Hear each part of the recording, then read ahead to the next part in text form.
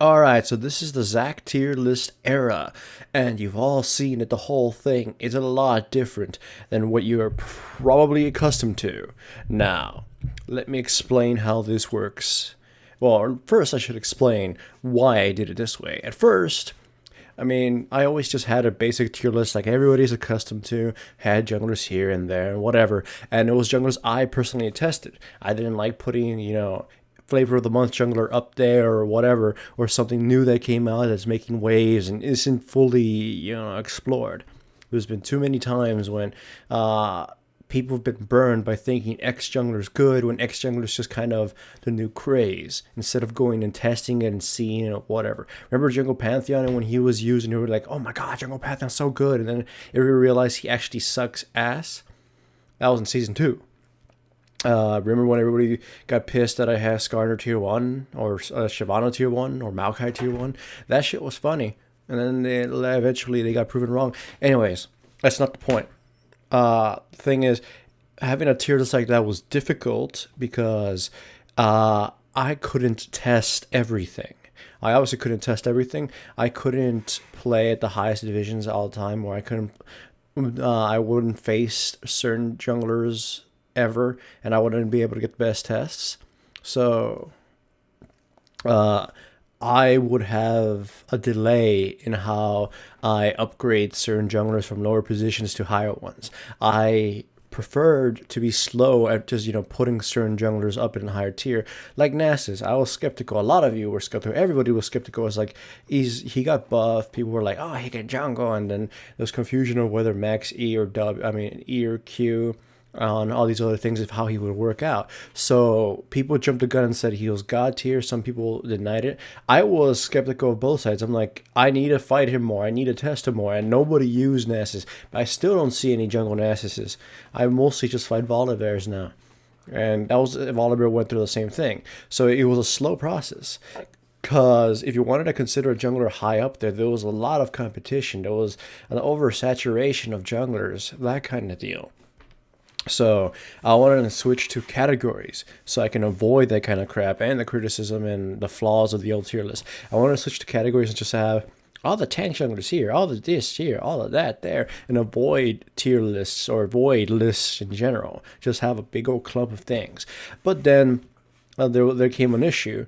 It was like, this is disorderly, and updating it will seem very weak and whatever. And of course, the bosses at our Reign of Gaming noticed that. They're like, Stelma, if you don't upgrade things or make things, or give people a reason to come back later, because you're just putting a jungler somewhere in there, not really changing much because you're all clumped up, then we're going to lose views and shit's going to go down. And my job is writing on you, Stelma, you can't do this.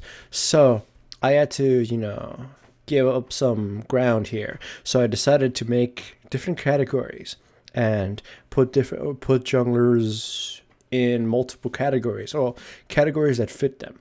Like, you will notice Nasus is in 3 different categories, 3 different category tier lists, and 3 different entire placements. That's one thing you'll notice. It's this way I'll be able to I won't have to stress enough. It's like, should I consider Zed's carry potential, his murdering potential, over, let's say, I don't know, Nunu's ability to be a support badass or whatever, that kind of stuff. It was a little too annoying because they were completely different types of junglers, and you couldn't exactly measure them by the same standards. And at the same time, people wouldn't understand that they may be in the same, this tier doesn't necessarily mean they're bad or whatever. It's like, people are just kind of stupid. So whatever, I did this. So here's how it works. There's 5 different categories. You can see them right there. You can read the titles. And it gives a little description of every single one, as well as every type of jungler stats or attributes important to that kind of jungler. Like the support one has attributes specific to support junglers that really don't matter to anything else, or matter as much to them as they do to support, etc., etc., to every single one. So you guys need to read those and understand those and see that those, along with the general stats they have, will factor into the tier placement in each and every one of those categories. That's one thing to consider. Another thing to consider is junglers can be placed in multiple ones. So while a jungler does have a viable off spec as a, let's say, well, a good example, let's throw in Nasus. Nasus has three specs he can go into through the jungle, but as a jungler, some of them aren't as strong as his best one, the one he's most often taken in. In this example, his bruiser from the jungle is considerably weaker than his support build from the jungle.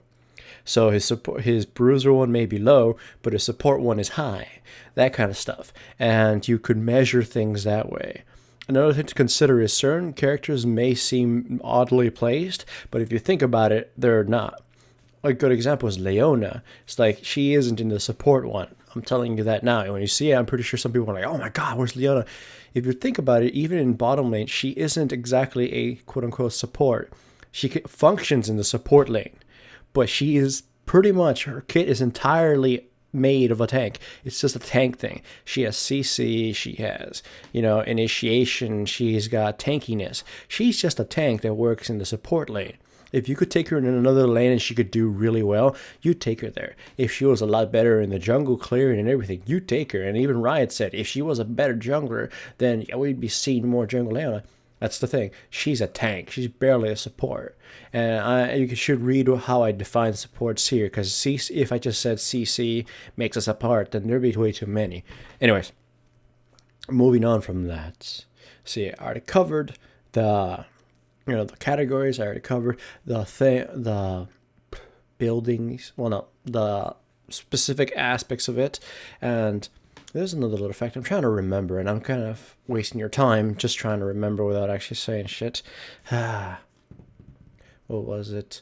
Oh yeah, every single category is we're being taken with the assumption that there are no variables there, like summoner spells or like lopsided builds. They're all using the most core builds of those types. Like if it's tank, in fact, if tanks, they don't take any items into account except a certain score, but their natural tankiness is what's considered or whatever. For for support junglers, only their supportive powers from their kit are being taken into account. And if any items are taken into account, you only consider the most cookie cutter item builds for that type of character, tank, support, whatever. So there's no variables, no nothing of that. Everybody's kind of on the same level in their kits, and how the character works pretty much is what carries them in the ranking system and all that good stuff. All right, so take that into account. Also, every single one of these will have a video explaining almost every character's placement in that tier list. Some will have overlaps, of course. So watch those to get your explanations. This is already a big project, and I didn't want to kill myself writing every single explanation out. I also don't think there'd be enough room in this post character-wise. I'd fill it up with just pure letters and it'd be kind of silly. So keep that in mind. It will also have a chart, a spreadsheet. And at the very bottom, or at the very top, I haven't actually put it together, you'll see the big old general one. That one fits every single category, every single champion. But the specific smaller spreadsheets fit only the category they're placed into. Keep that in mind.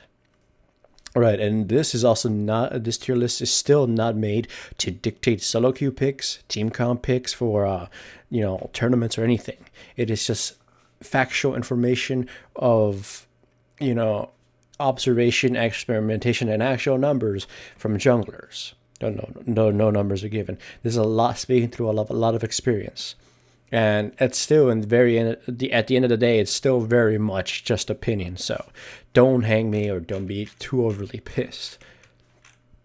And yeah, so go ahead and enjoy this. I pretty much busted my ass on it. 2 months in the making, and hopefully it survives. It survives the reign of gaming's criticism from the boss, because I actually like it this way a lot. It makes a lot more sense.